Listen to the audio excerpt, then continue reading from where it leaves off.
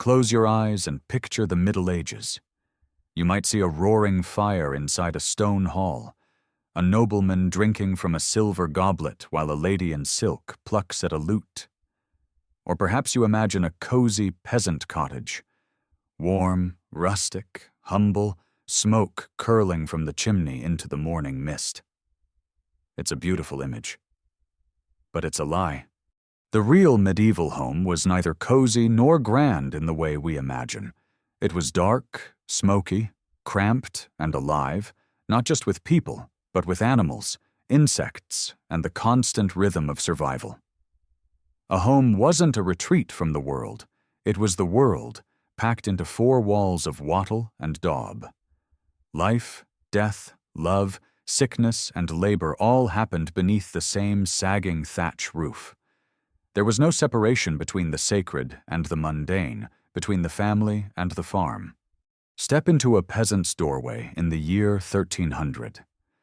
The first thing you notice is the smell, a heavy blend of wood smoke, sweat, manure, and damp earth. There is no chimney. The fire smolders in the center of the room, and the smoke rises slowly, gathering under the rafters before seeping through the thatch. It burns your eyes, but without it, you'd freeze. There are no glass windows, only small slits or shutters that let in a little light and a lot of cold. The floor beneath your boots isn't stone. It's dirt, hardened by generations of footsteps. In one corner, a pig sleeps near a child. In another, a cradle hangs from the ceiling by a rope, swaying gently in the draft. Chickens dart between the legs of a woman grinding grain. A man patches a plow while his wife stirs a pot over the fire. The stew smells faintly of onions and turnips. Meat is a rare luxury. Outside, winter winds lash the walls, but inside, the air hums with life. This is not poverty to them. This is normal. The medieval home was never meant for comfort. It was meant to endure. Now step inside the home of a noble. The difference is startling, but not in the way you think. The manor or castle isn't always warm or bright. The walls are stone, cold to the touch, and the vast rooms echo with drafts. Fireplaces roar, yet the heat rarely reaches the corners. Candles flicker in iron sconces, but shadows rule the room. The smell of tallow, wet wool, and roasting meat fills the air. In the great hall, banners hang overhead, and the rush-covered floor crunches underfoot. Dogs lie near the fire, gnawing bones. Servants move in silence, carrying trenchers of bread and ale. At the high table, the lord and lady dine under a carved canopy, their guests seated below. It looks splendid, but even here, luxury is raw. There is no privacy, little sanitation, and no stillness. The noble's home is not a sanctuary. It is a stage. Every gesture, every meal, every guest an act of performance and power. Between these two worlds, the hut and the hall, lies the truth of the medieval home. It was not just a shelter from the elements, but a reflection of one's place in the order of creation. The poor lived close to the earth, their homes built from it, smelling of it, returning to it. The rich lived above it, but never far enough to escape its chill. Both built their lives around fire, the only true heart of the home, where food, faith, and family gathered in fragile warmth against the dark. To live in the Middle Ages was to live with the elements, fire, water, earth, and air, pressing in from all sides. There were no boundaries between nature and man, comfort and suffering, life and death. The home was not a refuge from the world, but a microcosm of it. Every stone, every beam, every smoky breath carried the weight of survival. So forget the fairy tales of tapestries and golden goblets, of soft beds and silent corridors. The real medieval home was a place of noise and necessity, of labor, fear, laughter, and prayer. Step inside, and you'll see that home in the Middle Ages was not defined by what you owned, but by what you could keep alive. If the heart of medieval life was the home, then the heart of that home was the hearth, a single fire burning stubbornly against the darkness. Everything happened around it: cooking, eating, working, nursing, dying. It was the light of life in a world without glass windows or warm walls. And for most medieval families, that one fire had to serve for everything. The peasant's cottage was small, shockingly small by modern standards. One room, sometimes two, with low ceilings and rough timber beams blackened by years of smoke. The walls were made of wattle and daub, woven sticks plastered with mud, dung, and straw, and the roof, a fragile thatch that leaked in the rain and harbored rats in winter. Yet inside, it was alive with warmth and movement, the rhythmic chaos of a family holding out against cold and hunger. There were no separate rooms for sleeping, cooking, or dining. Space was shared. Men, women, children, animals, tools, and grain sacks, all under one roof. The livestock were not kept outside for sentimentality's sake, but survival. A cow's breath could mean the difference between freezing and making it to spring. Chickens pecked at crumbs by the fire. A goat might chew at the thatch. The sounds were constant: the lowing of beasts, the crying of infants, the crackle of wet firewood, and always the distant toll of the church bell beyond the fields. The hearth itself was primitive, just a circle of stones set into the earthen floor where wood or peat smoldered slowly throughout the day. There was no chimney. The smoke rose and drifted through gaps in the roof, darkening the rafters, coating the air with a bitter haze that made eyes sting and lungs ache. Yet without that smoke, there would be no warmth, and worse, the pests that plagued the home, from fleas to flies, would multiply unchecked. The soot, in a way, was protection. Cooking was done in iron pots hung over the fire or set among the embers. Meals were simple: a pottage of barley or oats, thickened with cabbage, turnips, or whatever the garden or forest provided. Meat was rare, a luxury for feast days. Bread was coarse, dark, and heavy. But when a stew bubbled and the scent of herbs filled the smoky air, the cottage became more than shelter. It became a sanctuary. Hunger, for a few hours, retreated beyond the door. Sleeping was another shared act. There were no bedrooms, no privacy. Parents, children, even servants and guests might lie side by side on straw mattresses or wooden boards, covered in rough blankets of wool or linen. In some homes, babies slept in cradles hung from beams, gently rocked by the motion of the house itself. The poor slept fully clothed, often huddled for warmth. The idea of sleeping alone was not comfort. It was danger. Every inch of the home had a purpose. Pegs held tools and cloaks. The table, when there was one, was used for eating, kneading dough, gutting fish, repairing harnesses. The walls might bear a small cross, or a painted charm to keep away evil spirits. For most, that was their only decoration. Faith and fear hanging side by side. It was a life of repetition and rhythm. The same smoke, the same labor, the same prayers whispered before dawn. But within that monotony was something resilient, a sense of belonging. The hearth, however humble, was the axis of life. When it burned, the family endured. When it went cold, the house was dead. A medieval peasant's home was not beautiful, but it was alive. It was built with hands, fed with labor, and sanctified by survival. The crackle of fire and the smell of smoke were the sounds and scents of persistence. The walls might crumble, the thatch might rot. But as long as that hearth glowed, the world could not quite break them. For all its soot and struggle, that single room held something powerful. The very thing that defines home in any age, the stubborn, flickering warmth of human life refusing to be extinguished. If you could step into a medieval home, the first thing that would strike you wouldn't be what you saw. It would be what you heard and smelled. The Middle Ages were not silent, and they were certainly not clean.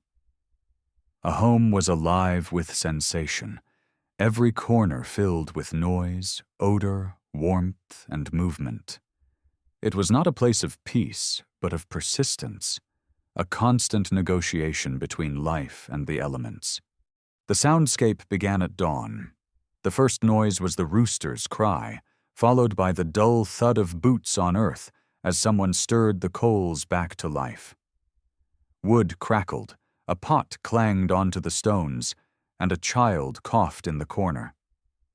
Outside, the village awoke in chorus, bells ringing from the church tower, sheep bleating, carts creaking, dogs barking, the murmurs of neighbors greeting another day of labor. Inside, life layered upon life, the scrape of a ladle in the pot, the hiss of damp firewood, the low hum of prayer as the wife whispered a morning blessing to keep away misfortune. And then came the smells, thick, heavy, and unforgettable. The air inside a peasant's home was never fresh. Smoke from the hearth mingled with the tang of unwashed bodies, the sharpness of manure tracked in from the yard, and the sour scent of ale fermenting in a corner. In winter, when doors and shutters stayed closed against the cold, the smell became almost tangible, a living thing that clung to the skin, the clothes, even the hair. Yet, to those who lived there, it was the scent of safety. Smoke meant warmth. Sweat meant work. Dung meant animals alive and milk still flowing. Hygiene was not absent, only different. People washed, but not daily. Water was cold, scarce, and often unsafe. Instead, they wiped themselves with linen cloths, changed their shirts when they could, and relied on herbs to mask odor. Rosemary, sage, and lavender hung in bundles from beams, not just for fragrance but for faith, protection against disease and evil spirits. Ash from the hearth mixed with animal fat made crude soap, used sparingly. Cleanliness was a ritual of necessity, not vanity. The textures of the home were as varied as the smells, rough wool and coarse linen against the skin, splintered wood underfoot, straw mats crunching with every step. Even light had texture here, dim, golden, smoky, broken by the occasional flash of sunlight through a gap in the wall. On stormy days, rain dripped through the thatch, pooling on the floor, hissing as it struck the fire. Everything was soaked in imperfection, but everything was used, valued, repaired. To survive meant to adapt. In summer, flies and fleas plagued every surface. In winter, frost crept down the walls. The home was both shelter and trap. It kept death at bay, but only barely. Smoke choked the air, yet without it, meat wouldn't dry, and children would freeze. The walls leaked, but too much sealing meant rot. Every act of survival was a balance between comfort and cost. And yet, amid all this noise and stench, there was warmth. Families gathered around the fire at night, sharing stories, laughter, and silence. The flicker of flame turned the rough walls golden. A loaf of bread passed from hand to hand was communion enough. When the world outside was chaos, war, famine, plague, this little room remained sacred. It was where life began and ended, where every cry, cough, and laugh echoed against the low beams, like a hymn of survival. We imagine comfort as a modern invention, but for them, it was simply endurance. To sleep dry, to eat warm food, to see the face of someone you loved across the hearth, that was luxury. Every sound, every smell, every flicker of the fire reminded them they were still alive. In the medieval home, the senses were not dulled. They were sharpened to the raw edge of existence. To live there was to live with the world pressed right up against you, its beauty and its cruelty, inseparable. If the peasant's hut was built to survive, the noble's manor was built to impress. The transition from mud to stone marked more than just wealth. It marked power. Stone was permanence. Stone was control. In an age where everything could burn, crumble, or rot, to live in stone was to say, "I endure." But even for the rich, the medieval home was no paradise. The great manor houses and early castles were vast, cold, and alive with echoes. Their walls were thick and unyielding, built not for comfort, but defense. The first manorial homes were fortified halls, square, stark, practical. They were designed to outlast siege and storm, to stand when the world beyond their gates fell apart. Beauty, in those early centuries, came second to survival. Step through the great doors of a 12th century hall. The air is cool and smells faintly of tallow and smoke.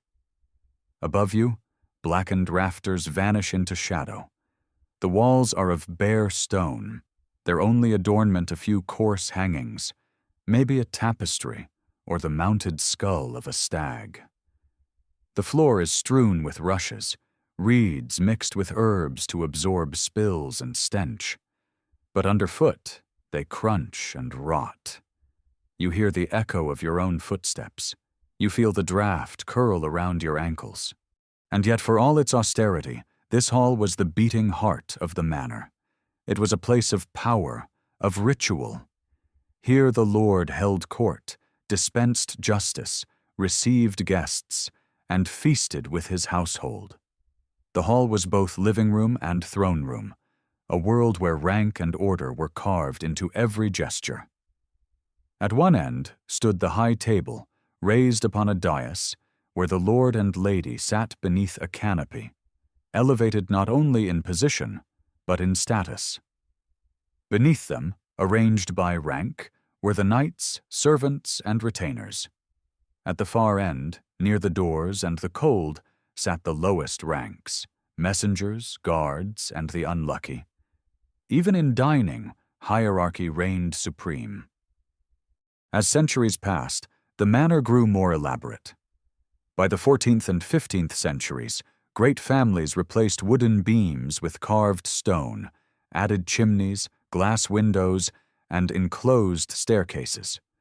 Walls were painted with bright pigments, reds, ochres, greens, their colors glowing by firelight. Imported fabrics hung beside crucifixes. Carved oak replaced rough benches. What had once been fortress now began to resemble home. The hearth grew too, rising from an open fire to a grand fireplace, a mouth of flame framed by carved stone. Chimneys, a new invention, drew smoke upward instead of across the room, transforming the air from choking to breathable. With fire tamed, decoration followed. Cushions, carved chairs, and woven tapestries appeared. The home was no longer just a shelter from war. It was a statement of identity. Outside, the manor sprawled. Barns, stables, gardens, dovecotes, and fish ponds, all part of a self-sustaining world. Inside, each space had its purpose. The great hall for ceremony. The solar, a smaller, more private room, for family. The buttery and pantry for food and ale. A chapel for the soul. These new spaces created layers of life within the walls, just as society itself was layered beyond them. Still, comfort was relative. Even in luxury, life was drafty, smoky, and dim. Tapestries did little against winter winds. Rats gnawed at the edges of carved furniture. Servants moved constantly, stoking fires, fetching water, mending clothes. Privacy was nearly non-existent. Servants slept in corners, guards outside the door. To be noble was not to live easily. it was to live visibly. Yet for all its discomfort, the manor was power made visible. Its walls told the world that the Lord's name would last longer than the harvest, longer than war, longer even than life. In a world where peasants rebuilt their huts every generation, stone meant immortality. But within those cold walls, another transformation was brewing. As lords sought greater comfort and control, the idea of domesticity, of home as more than shelter, began to take root. And with it came a revolution of space, emotion, and design that would change how people lived forever. If the medieval manor had a soul, it lived in the great hall. More than a room, it was a theater, where loyalty was performed, hierarchy displayed, and power consumed as surely as the food on the tables. Here, the fire burned brightest, the laughter rang loudest, and every meal was a declaration of who mattered and who did not. Step inside. The scent of roasting meat fills the air, boar, venison, or whatever the hunt has offered. Smoke curls upward from the vast hearth, the fire blazing like the heart of a forge. The hall is alive with motion. Servants rush between benches carrying trenchers of bread, dripping platters of meat, pitchers of ale and wine. The noise is constant, knives scraping, dogs barking, laughter rising in bursts like waves crashing against stone. This is not a quiet dinner. It is organized chaos, woven into ritual. At the far end, raised above the rest, sits the lord and lady beneath a canopy. Their table is set apart, literally higher, symbolically holier. To dine near them is an honor. To dine far away is a reminder of your place. Rank governs everything. Where you sit, what you eat, even which cup you drink from. The lord receives fine wine and game, the lower servants, broth and bread. Yet even they are fed, for a hungry servant is a dangerous one, and generosity, like cruelty, was a tool of rule. The table itself is not fixed, trestles and planks set up for the meal, cleared away after. Napkins are rare, forks rarer still. Food is eaten with hands and knives, shared communally. Bread acts as plate, soaking up juices and grease. When finished, it is thrown to the dogs or given to the poor. Hygiene is primitive, but ritualized. Washing hands before and after eating is not just cleanliness, but ceremony, the act of purification before indulgence. Music drifts through the noise, a lute, a pipe, perhaps a song from a wandering minstrel. The jester performs, mocking and entertaining in equal measure. Every laugh is calculated. The Lord's amusement keeps the hall safe. His displeasure can chill the room faster than any draught. The fire crackles, casting his shadow tall against the stone, a flickering god presiding over his mortal world. But not all feasts are for celebration. The great hall is also a place of judgment. By day, the same table where he dines becomes the bench where the Lord settles disputes, delivers punishments, or grants mercy. A thief might be hanged from the manor's gate, a quarrel between tenants settled with a fine. The hall is both court and church, the Lord both ruler and judge. Even architecture enforces obedience. The high roof draws eyes upward. The dais divides the powerful from the powerless. And yet, for all its display, the great hall was the most human of spaces. Here, families celebrated births, mourned deaths, and shared the fleeting warmth of firelight against the vastness of a cold world. On winter nights, when wind screamed through the shutters and frost crept across the walls, the hall became sanctuary.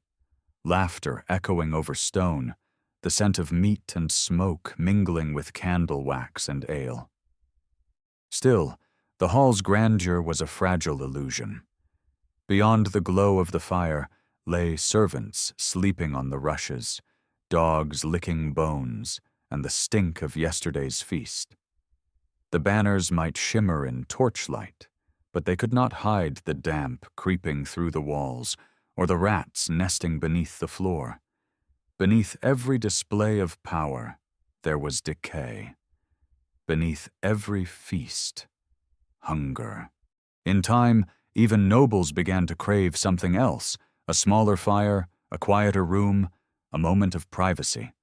The great hall, once the center of life, began to lose its dominance. And with that slow shift, a new idea began to flicker in the medieval imagination. The idea of the home as an intimate space, not just a public stage.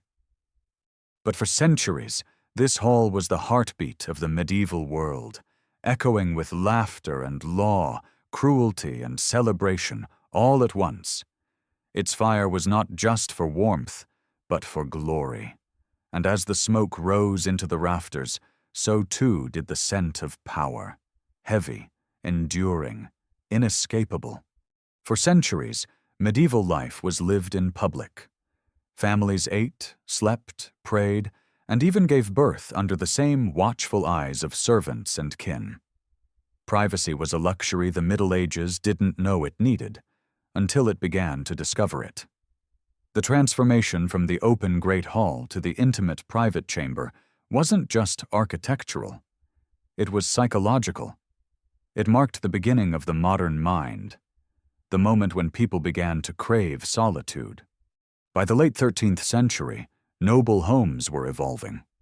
The great hall remained the social heart, but behind or above it, smaller rooms began to appear. The solar, the chamber, the bower.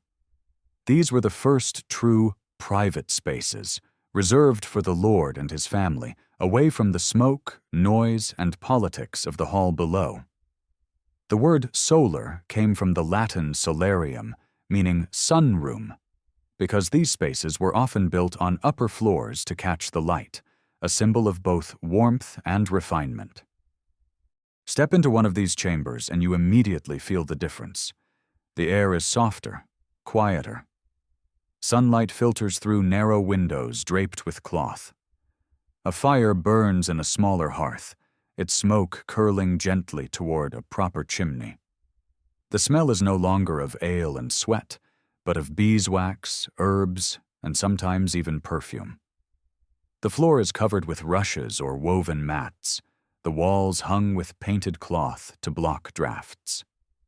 For the first time, a medieval home begins to feel personal, human.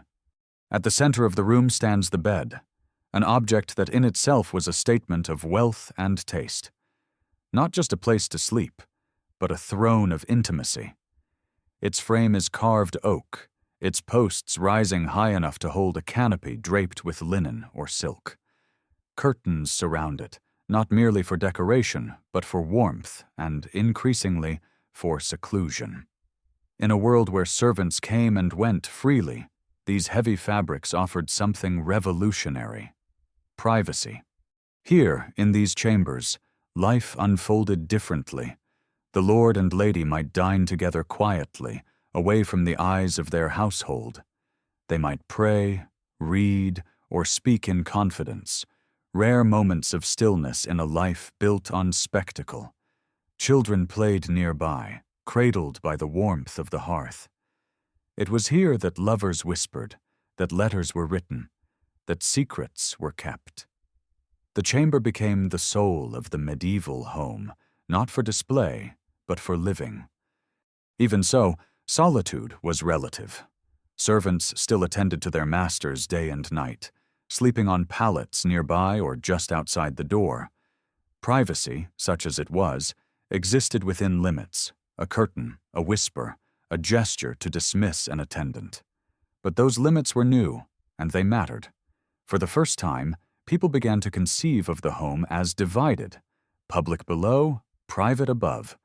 With this division came a subtle shift in emotion. The home became not just a fortress of survival, but a vessel of feeling. In tapestries and carvings, we begin to see scenes of tenderness: mothers rocking infants, lovers exchanging tokens, women reading by candlelight. these images mark a quiet revolution. The medieval world, so long defined by collective identity, was beginning to acknowledge the individual. Yet even in its refinement, the private chamber carried traces of hardship. The fire still smoked, the draughts still crept through stone, and the winter cold still clawed beneath the bed curtains. But compared to the vast, echoing hall, this room was paradise, a sanctuary carved from the chaos of feudal life. The birth of privacy didn't just change how people lived. It changed how they thought. Within these chambers, behind heavy curtains and closed doors, people could dream, reflect, and love without witness. The home, once a communal cage, had become, at least for the privileged, a space for the self. It was the first whisper of modern domestic life, echoing softly through the smoke and the stone. If the noble's chamber was the crown of the medieval home, then its base, its lungs, its beating heart belonged to the servants.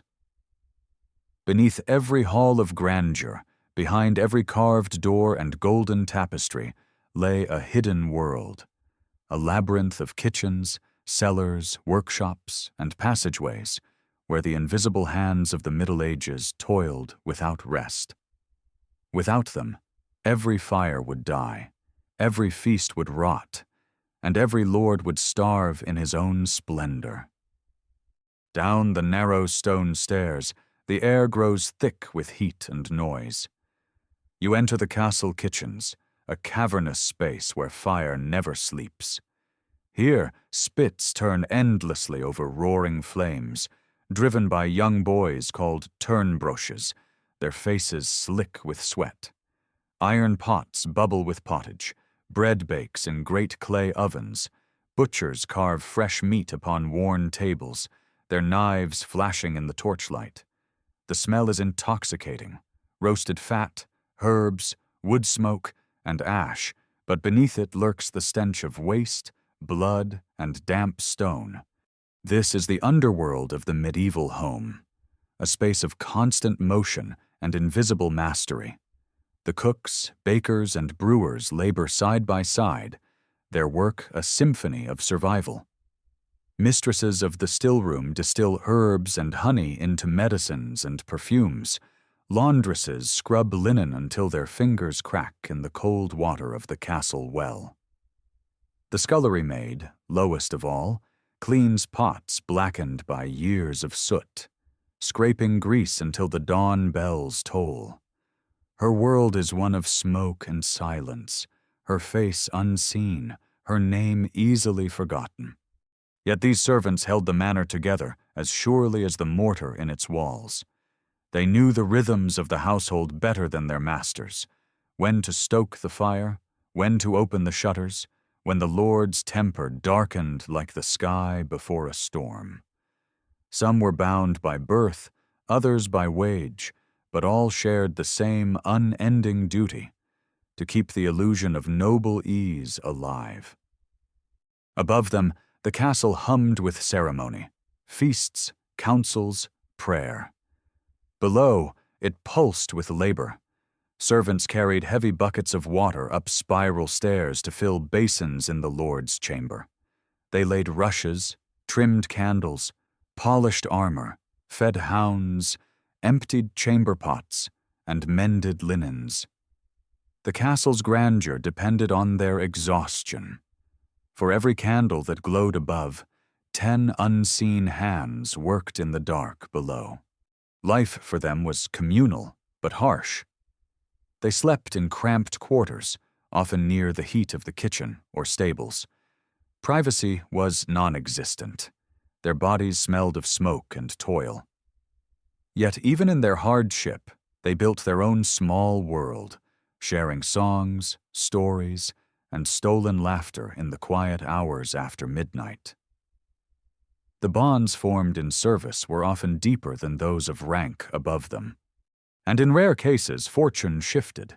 A trusted steward or lady's maid could rise high, managing estates, handling correspondence, or even influencing decisions of power. loyalty was currency, secrets a weapon. For within these walls, servants saw everything. They witnessed births and betrayals, whispers and prayers, the unguarded truths of the mighty. A careless word could ruin a reputation. A loyal silence could earn a lifetime's favor. The line between invisibility and influence was razor thin. Still, their world was a fragile one. Illness, injury, or the Lord's displeasure could cast them out with nothing. There were no pensions, no guarantees, only service, lifelong, exhausting, and essential. But in their labor lay a strange dignity. They were the keepers of order in a world built on hierarchy and chaos. They turned cold castles into living, breathing homes.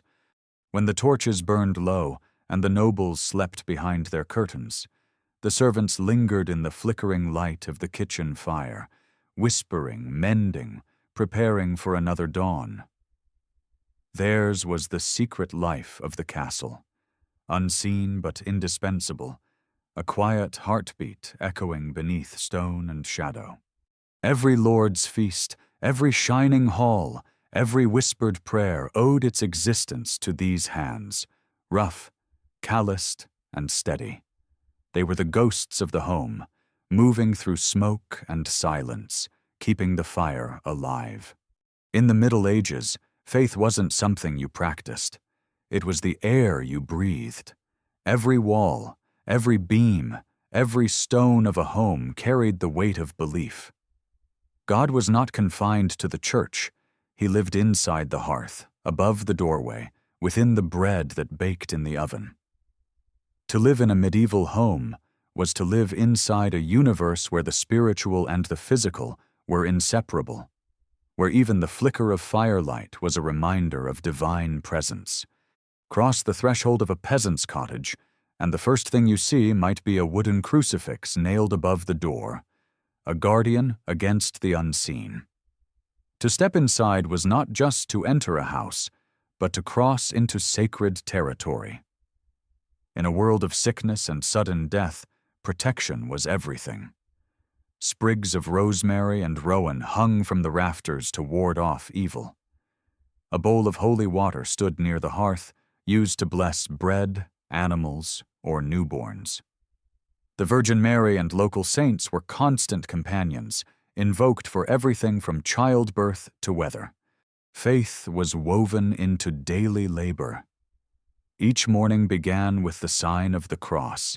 Each loaf of bread was marked before it entered the oven. When a pot boiled over, when thunder cracked, when the fire burned too low, all were signs from God, tests of humility or grace. A peasant woman might whisper a prayer over the seeds she sowed. A farmer might cross himself before striking his ox to plow. Work was worship. To till the earth was to honor the Creator's design. Inside noble houses, devotion took grander form. The Lord's manor or castle often contained a private chapel, small but richly adorned. Candles flickered before carved saints, and priests whispered Latin prayers behind thick stone walls. Bells marked the hours of prayer, and even servants paused their labor when the sound echoed through the corridors. The rhythm of faith governed the day. Matins before dawn, vespers at dusk, every hour an offering of time to eternity. But even the smallest acts of domestic life were sanctified. The hearth, glowing at the center of the home, was seen as the soul's mirror. To keep it burning was to keep grace alive. When a new fire was lit, especially after Lent or on holy days, it was blessed, sprinkled with salt and holy water, a symbol of rebirth. To let the hearth die was not just carelessness, it was misfortune, a spiritual failing. Marriage, too, was sacred. The bedchamber doubled as an altar when vows were consummated. Priests blessed the bed, sometimes sprinkling holy water on the sheets, invoking fertility and divine favor. Birth, pain, and death all occurred under the same roof, each accompanied by prayer and ritual. A dying man might be laid near the fire, his last breaths mingling with its warmth, while candles burned and psalms filled the room. The home was not separate from the church. It was its extension. Even architecture spoke in the language of faith. Doorways faced east toward the rising sun, a symbol of Christ's resurrection. Crossbeams were carved with holy marks. Windows, though few and narrow, let in light that people believed carried divine power. Shadows themselves were read as messages. The interplay of flame and darkness reminded the living of their place between sin and salvation. Fear and faith walked hand in hand. The same walls that held crosses also heard superstitions. Charms against witches hung beside holy relics. People whispered of spirits, fairies, and demons lurking just beyond the threshold.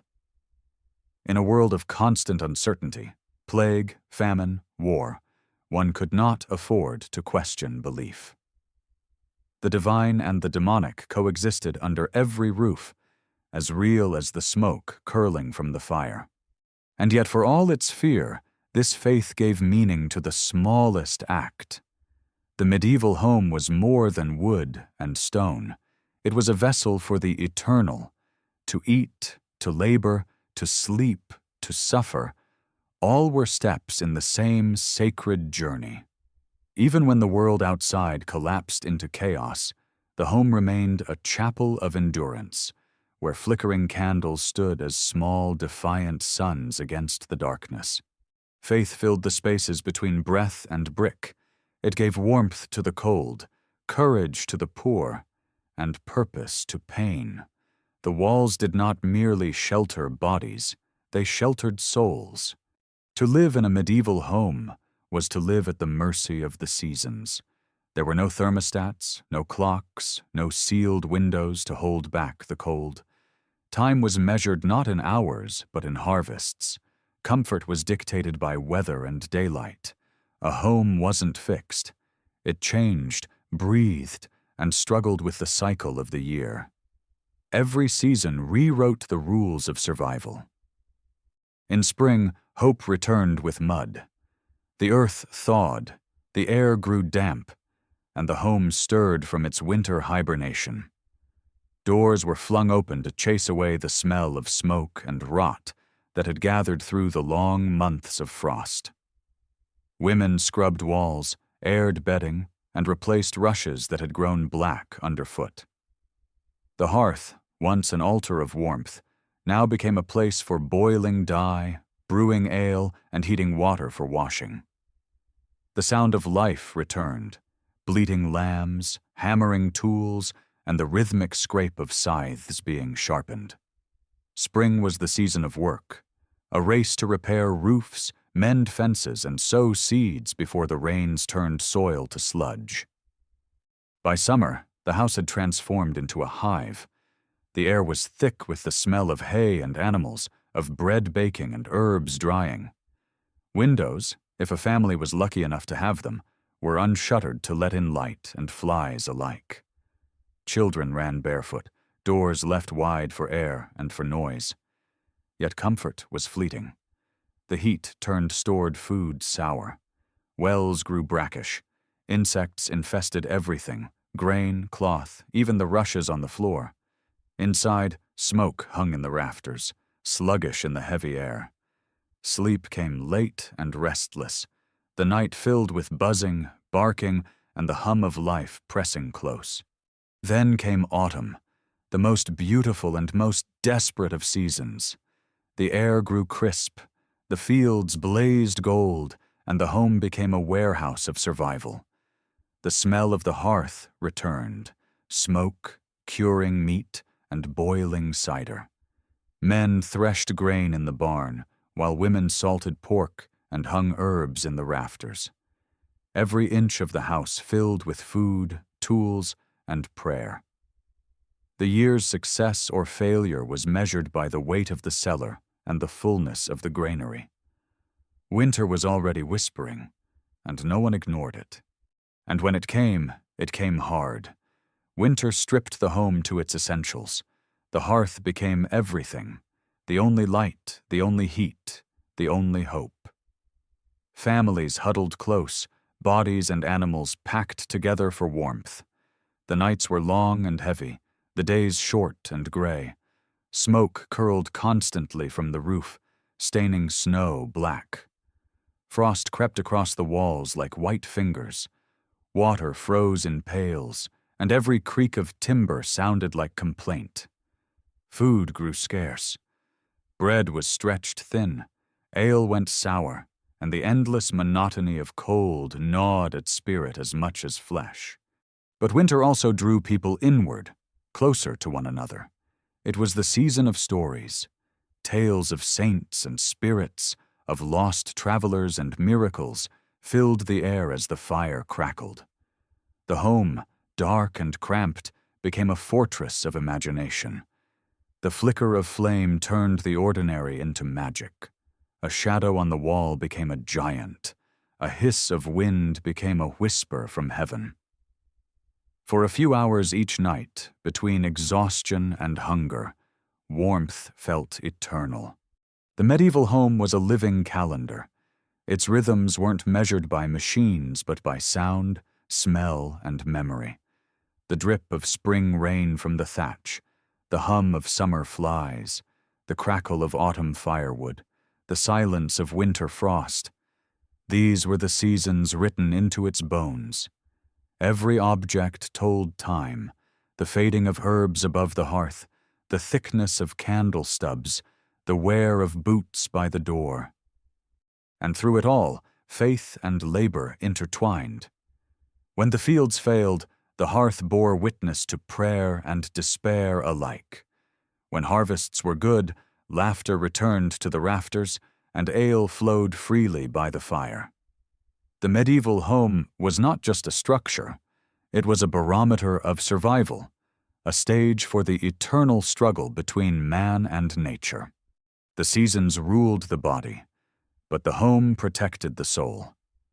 Each year, it died and was reborn, filled, emptied, filled again, just like the lives that passed through it. In that endless rhythm, people found meaning, beauty, and belonging. To live in such a house was to live in the pulse of the earth itself. Every crack of timber, every wisp of smoke, every shifting season a reminder that home was not just a place, but a heartbeat. The medieval home has long since fallen silent. The fires that once smoked beneath thatched roofs are cold now. The rushes have rotted away, the laughter faded into dust. Yet if you stand among the ruins of a manor, or step inside a preserved peasant cottage, you can still feel it, the hum of human life, faint but enduring. The echo of footsteps, the whisper of prayer, the warmth of a hearth that once glowed against the dark. The medieval home never truly died. It lives on, in our walls, our rituals, and our very idea of what it means to belong. For all their hardship, those homes defined the foundations of comfort as we know it.